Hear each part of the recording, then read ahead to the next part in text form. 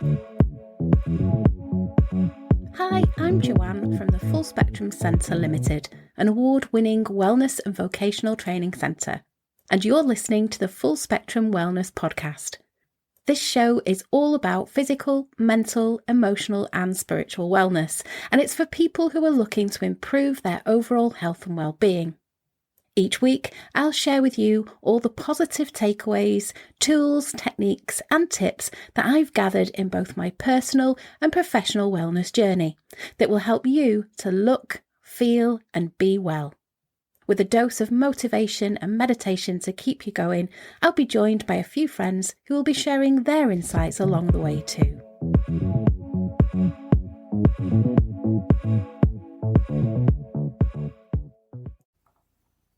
Welcome to episode 18 of our Full Spectrum Wellness podcast. I'm so happy and excited to be back here with you for our 18th episode. Now, achieving overall health and wellness does not start and stop at eating a healthy diet and engaging in regular exercise. Physical health is just one element out of 7, elements of holistic wellness. Better health can be achieved and diseases prevented if all of these elements of holistic wellness are addressed. And these include emotional, physical, spiritual, occupational, social, environmental and intellectual wellness. So let's look at emotional wellness first. If you can feel happy and smile at the day rather than wallow in negativity, it will help reduce your stress and make you feel more positive. You'll be better able to deal with your emotions and the people and events that trigger them. Instead of overloading yourself with tasks, seek balance by setting time aside for yourself. If you can do this, it will help you to stop feeling overwhelmed with life and improve your emotional wellness. Physical wellness can be achieved by adhering to basic requirements of physical health, such as exercising regularly and eating a healthy, nutritious diet. It is also important to have quality sleep every night and make sure you drink plenty of water too. Spiritual wellness goes deeper than your religious beliefs and it also includes your values in life. For example, a big part of achieving spiritual wellness can be found in practicing gratitude.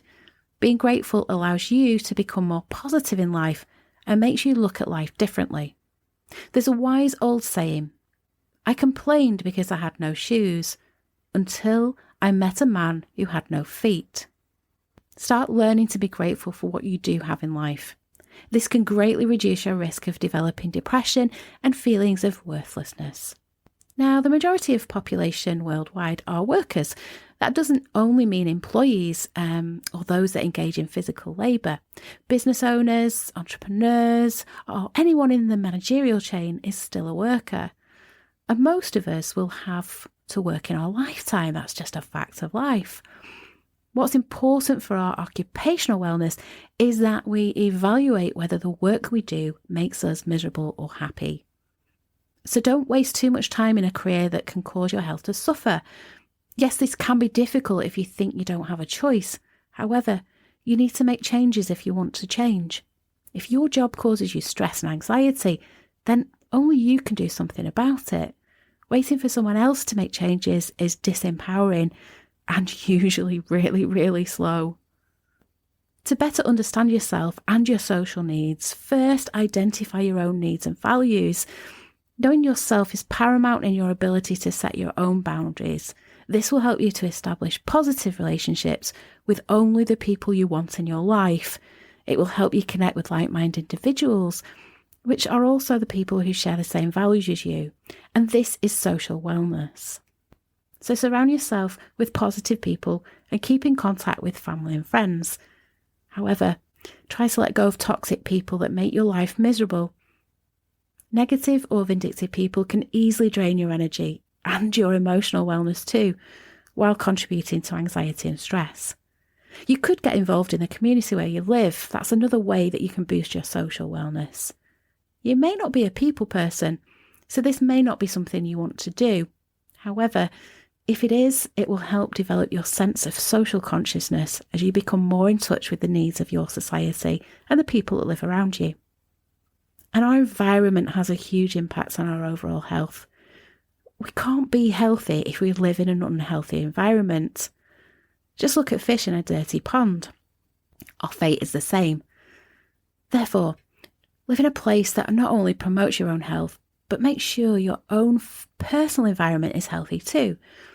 You can start by maintaining cleanliness in your own home, removing harmful substances, decluttering. Even if you feel that some things are beyond your control, try to take charge of the areas where you can influence the outcome. Now, when we stop learning, we stop living. So make it a point to keep learning new skills. Read books, play music, learn a language. If you keep learning, you're not only becoming more educated by the day, but you're also opening your mind to more opportunities and possibilities. You'll be expanding your knowledge and values in life. You'll be exploring a world full of wonder if you allow yourself to. There are so many things that you can do to improve your intellectual wellness. If you don't like reading or play music, don't let that stop you. Play stimulating games that sharpen your brain, or play against other people and sharpen your wit. If you make these changes in your life to develop complete holistic wellness, then it'll be worth it. But it all starts with you. So why not start working on just one of these elements today? It's your decision. Now, when it comes to women's health, we are predisposed to certain conditions, so depression, anxiety, osteoporosis, ovarian cancer and heart disease, to name just a few. And our mental health can affect our physical health too, and this sets off a vicious cycle, causing further impacts on our emotional and mental health. So the best way to achieve optimal health in all areas of life is to strive for holistic wellness. And two of the most important areas that a woman can focus on is physical health and emotional health. So with physical health, that's one element of holistic wellness. And without it, even if a person has taken care of all of the other elements, holistic wellness will not be achieved. Now, cardiovascular disease accounts for 1/3 of women's deaths all over the world, and diabetes afflicts more than 70 million women worldwide. This is a really sad state of affairs, considering that cardiovascular diseases and diabetes can be prevented if a healthy lifestyle is adhered to, one which includes regular physical activity. But physical health doesn't just include exercise. Physical health also includes eating a healthy diet, so nutrition is really important. Now, many women have been found to be deficient in iron, riboflavin, calcium, omega-3 fatty acids and vitamin D. I myself have recently been diagnosed with having a deficiency in vitamin D, so I now take a supplement. If you want to spare yourself from the adverse effects of nutritional deficiency, then maybe it's time to evaluate your diet and look at a range of supplements if you can't get those vitamins from your food. A healthy diet for you may not suit me or any other woman. Every woman has a different chemical genetic makeup, medical history and level of physical activity. These are factors too. Therefore, if you need to modify your diet, make sure it suits your own body's unique needs. Take advice from a qualified professional nutritionist or speak to your doctor before you make any changes to your diet. Your carbohydrate intake, proteins and fats must be suited to you. There's not one size that fits all. But here are some suggestions for you to consider if you do need to make changes. Choose a variety of fruits and vegetables to ensure an adequate diversity and quantity of micronutrients. Observe your protein, your carbs and your fat portion sizes. This will help to ensure that you don't go overboard in any one in particular. Also observe your plate portion size so you don't overload it. Try to avoid eating refined grains and load up on whole grains instead. And increase your intake of vitamin B6 to reduce symptoms of premenstrual syndrome. And make sure you include iron-rich foods, especially if you are in premenopausal years. Now, a woman's nutritional needs varies at different stages of her life too, so it changes during menstruation, it changes during pregnancy or in reproductive years and menopause and postmenopausal years too. If we look at emotional health, a woman feels good about herself and her life. It makes it easier for her to cope with all the things that she has to do day in, day out. Now, 1 minute she may need to be a wife, then a mother, then a daughter, or a friend, or an employee, or an employer. Having to deal with all these different roles and put all these different hats on in a day can cause emotional problems such as anxiety and depression, which can lead to further problems within relationships. A woman's emotional health can also affect her physically. For example, she may experience chest pain, high blood pressure, even ulcers, which all have an emotional cause.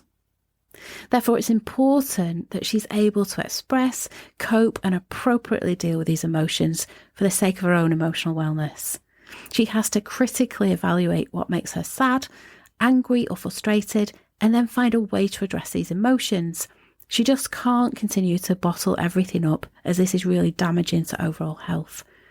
So if you think you or someone else needs to get help emotionally, then seek help from a qualified therapist or counsellor. These two elements are a great place to start in order to achieve holistic, all-encompassing wellness. However, although a great place to start, you don't have to wait to achieve physical and emotional wellness before you address the other 5 elements. You may even have targeted some of the other elements already without even knowing it. If so, that's even better. Now, many people have taken a positive step in choosing holistic wellness and holistic living and using alternative therapies for their health and wellness. And that's one of the areas that I work in with my clients. In line with the concept of holism, if a person practices alternative therapies, that person is much more treated as a whole to provide overall health and wellness. And it's becoming increasingly recognised that one of the limitations of traditional Western medicine is its tendency to only focus on treating the specific and apparent symptoms of any condition, and that often only temporarily provides alleviation. This is vastly different from the holistic approach of taking into account the total mind and body complex, as well as the environment. So, holistic wellness, holistic living, and alternative therapies or complementary therapies all appreciate that the true causes of symptoms, including pain, may be far removed from where the symptoms are expressed. All aspects of the person are taken into consideration, not just the perceived affected part. Therefore, bringing the two together provides natural and more enduring healing to the person as a whole. That is, in mind, body, and spirit. So what is holistic living? Well, living a holistic lifestyle means to live your life without any physical, mental, or spiritual barriers, to keep all elements strong and healthy, not just one part. And taking care of all holistic elements may prove to be challenging, but once you learn to master the basic principles, you'll be on the path to achieving total wellness. This wellness is not only limited to physical health, as it also includes emotional and mental well-being. Being holistically healthy means greater happiness and personal fulfillment. The first step is to look at your life as a whole. That is, everything that's around you, not just the physical you, and see how you can improve it. The goal is to achieve overall wellness where everything is functioning optimally. To look deeper, holism in philosophy is the concept that parts of the whole are interconnected and cannot exist without each other. Moreover, the whole itself is greater than the sum of its parts, and these different parts or elements include physical, mental, spiritual, social, and environmental aspects of your life, which make up the whole you. Having a holistic lifestyle means recognising that these different parts of your life are linked and cannot be separated. So what happens in your personal life may affect how you perform at work, or how you interact with your social circle, or how you see your environment. Another example is when a person is mentally stressed. Their stress may trigger other physical illnesses and disease. This is because a person's emotional health has a large and often underappreciated impact on their physical health. Now, alternative therapies or complementary therapies are treatments outside of conventional medicine. And just like holism, these natural therapies consider the person as a whole in all their aspects. If someone is suffering from a migraine, for example, and they approach a holistic doctor, that doctor would not immediately prescribe the patient with headache painkillers as many traditional doctors would. Instead, that doctor would take into account other aspects of the patient's life, such as their work, their family, their nutrition. Part of the treatment may include drug intervention in the end, but will not be limited to it, as the entirety of the treatment may involve lifestyle changes or other related actions. A holistic lifestyle can therefore be complemented by alternative therapies, and why they're called complementary therapies. and practitioner of holistic medicine. Health self-management is a main key motivator for choosing to live a holistic lifestyle, and alternative and complementary therapies go perfectly with living holistically. Now, one of the areas that I specialise in is pain. I work with a lot of clients that have chronic pain conditions. So if you're feeling pain of any sort, it's hard to be in a good mood. It's hard to smile at the world and even be civil to family and friends. Regardless of whether a person suffers from chronic pain or temporary pain, finding relief goes a long way towards making the day much brighter and more bearable. In most cases, getting rid of the pain is not just simply treating the supposed affected part. Quite often, and usually, the pain is referred pain, which is where it comes from another source somewhere inside the body. For example, you may have muscle pain in your neck, but the source of that pain may be deep down inside your shoulder. Therefore, massaging the neck isn't going to make the pain completely go away, although it might still feel better in the short term. If someone is diagnosed with a medical condition that makes them suffer from chronic pain, holistic healing can prove to be beneficial. Holistic healing not only treats the pain, but it also improves all aspects of their health and well-being. Now, some of the ways that you can use holistic methods to treat pain is an anti-inflammatory diet. This is one of the first things that you can do to treat chronic pain, and it's to pay attention to your diet. There are certain foods that contain substances that might increase pain and inflammation. Increased inflammation can increase the pain. Therefore, following an anti-inflammatory diet is certainly beneficial and recommended for people who are suffering from any type of pain. An anti-inflammatory diet consists of whole foods, foods that contain no preservatives or artificial ingredients. This diet has a focus on the consumption of low GI foods, so lean protein foods, healthy fats such as olive oil and salmon. These are just some of the important foods that you can add to an anti-inflammatory diet. Now, this diet does not promise instant relief from pain. However, the benefits are gradual and long-lasting, and that's a good thing. Now, acupuncture has long been known to work well in providing pain relief. Sufferers of neck pain, tension headaches, muscular pain, low back pain, migraine and osteoarthritic pain have all given positive feedback on the healing holistic benefits. Traditional Chinese medicine practitioners believe that pain relief can only be achieved once the patient's balance in their energy pathways is regained. Naturally, acupuncture can do this. When treating pain, acupuncturists will insert tiny, thin needles into the body and not necessarily in the actual pain location. Remember, we talked about referred pain. The area where the needles are inserted will be related to the source of the discomfort and pain rather than the referred pain site.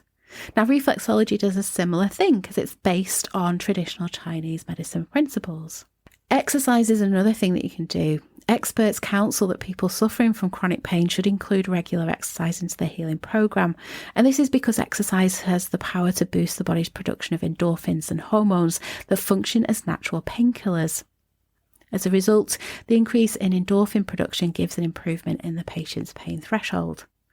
Now, endorphins are capable of interacting with pain receptors in the brain so that a person's perception of pain is reduced. You should consult your doctor before starting any intensive exercise regime to ensure that you'll benefit and not cause any harm to yourself. And it's important to make sure your exercise regime is tailored to your own medical and health status. Meditation is another way that you can help to relieve pain, and there's numerous studies that have proven that fact. And it's because it changes a person's perception of pain. So regular practice of meditation and mindfulness will help to cultivate equilibrium and inner peace. And when in pain, being able to calm the mind and the emotional state. Now, grounding therapy is based on the premise that the Earth's surface has negatively charged free electrons, and these electrons work to neutralise free radicals in the body that have been positively charged. So spending time walking barefoot on any natural surface such as grass will allow your body to absorb the negatively charged free electrons, and this results in a reduction of pain as levels of inflammation in the body are also lowered.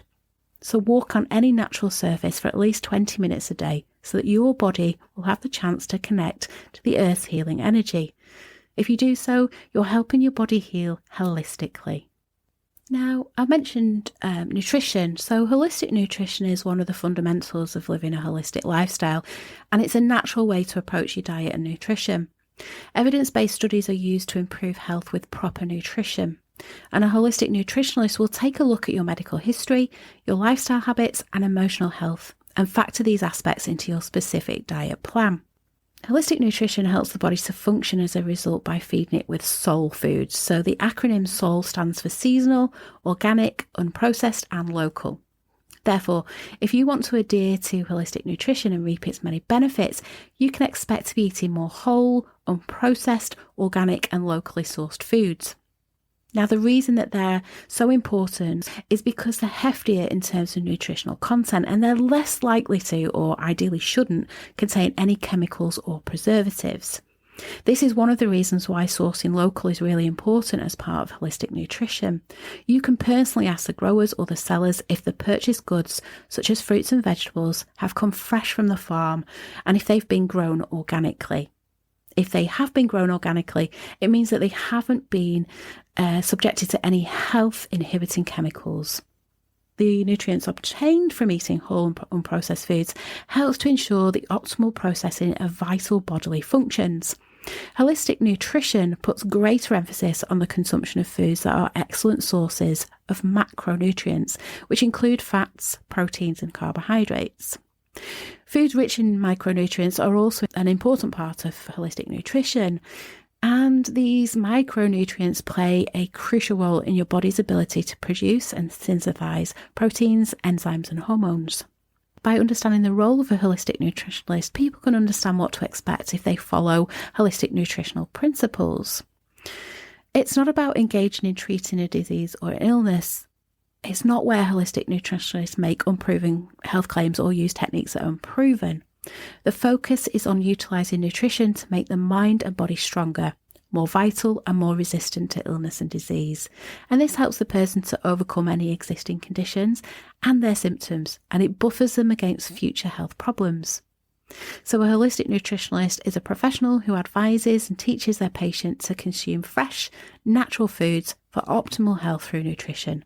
There is always an emphasis on educating the patient on the role of better nutrition and the modification of certain lifestyle habits that inhibit optimal health. The nutrition plan is based on particular needs of the patient and not based on any other method. So, we've delved deep into holistic wellness and holistic lifestyle. So I want to leave you with 7 holistic lifestyle habits. If you want to develop that holistic lifestyle, then these habits will be really helpful.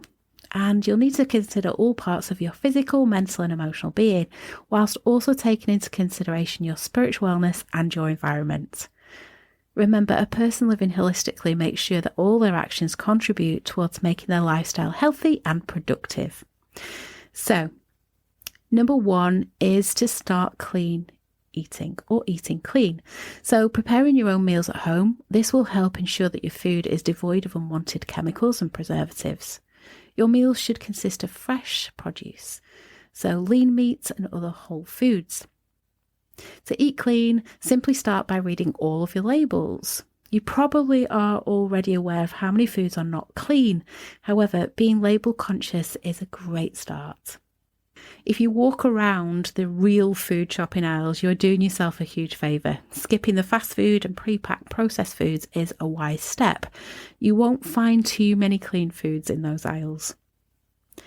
Number 2 is to start to build positive relationships.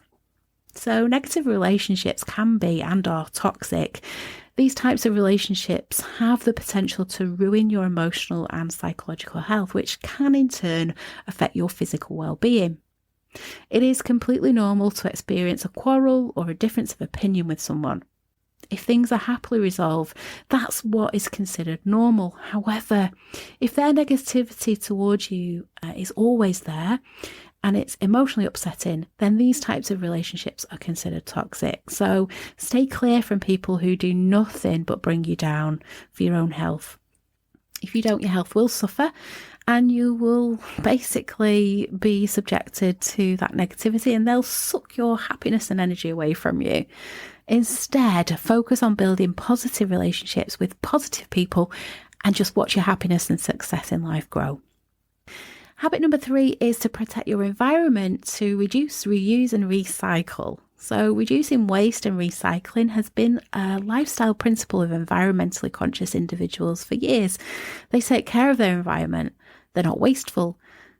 So you can start by reusing plastic bags if you haven't already, and buy goods that are environmentally friendly packaging. Wherever possible, reduce your waste, reuse an item and recycle. Habit number 4 is allow yourself to grow intellectually. Remember, we talked about intellectual wellness. You may be allowing yourself to grow in some other areas of your life, but are you allowing yourself to grow intellectually? For example, are you staying in an unsatisfying, boring job where you don't have to think? If so, enroll in courses and take your skills and knowledge to a higher level. If you do, you can open doors you never thought possible. Habit number 5 is to connect with like-minded people. Life wouldn't be complete if you didn't connect with other people. We are social creatures. It's what we humans do. Therefore, take the time to connect with like-minded individuals and make sure they have a positive influence on your life. Habit number 6 is to be physically active. Staying active is an essential part of being healthy. We've already said that in today's episode. It is one of those things that you should not take for granted, no matter how busy you are. Holistic health cannot be achieved if you're missing one vital part, your physical health. Regardless of your activity choice, just do it. You need to give your muscles, your bones, and all the other body parts a chance to move. And habit number 7 is to relax your mind for mental health. Basically, meditate. Now, everyone appears to have stress in their life, particularly in the world we live in today. And many people claim that they thrive on stress and drama, especially if you're a workaholic. You don't give your mind a chance to wind down, and this is really not good for you. You have to take time to slow your mind down. Now, many people are not aware of how powerful and beneficial meditation can be, and many people feel they just don't fit into the meditating niche. However, it's not just for eccentric individuals or baby boomer hippies. It's for everyone and anyone. So being still in mind and body allows your entire being to harness the power of silence. Do you want to make a better decision? Then meditate. Do you want to be in a better career? Meditate. Do you want to improve your relationships with others? Meditate. Yes, all these things can be achieved through meditation, and these are just a few of the benefits. If you practice meditation regularly, you will never be the same person again. As with all these habits, you will improve your life no end. But the important thing is to get started. So I've given you lots and lots of ideas and inspirations. Now it's up to you to make those changes. But remember, don't try to make them all at once. Just choose one element, introduce it into your daily routine, and then move on to the next one.